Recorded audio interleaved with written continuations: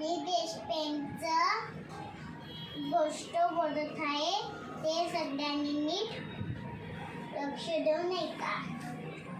एका गावात एक शिरीष कुमार नावाचा मुलगा राहत होता. तो फार शूर होता. त्या गावात एक शंकराचे देऊळ होते. त्या देवळावर तिरंगा झेंडा लावलेला होता. एके दिवशी दुसऱ्या गावातले लोक झेंडा काढण्याचा प्रयत्न करू लागले. हे आता छोट्या शिरीषने पाहिले. छोटा शिरीष तो धावत तिथे गेला झेंड्याजवळ आणि आपल्या हातात झेंडा उंच धरला आणि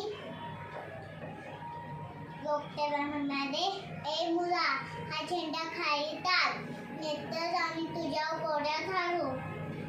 हे ऐकून शिरीष मुळीच घाबरला नाही.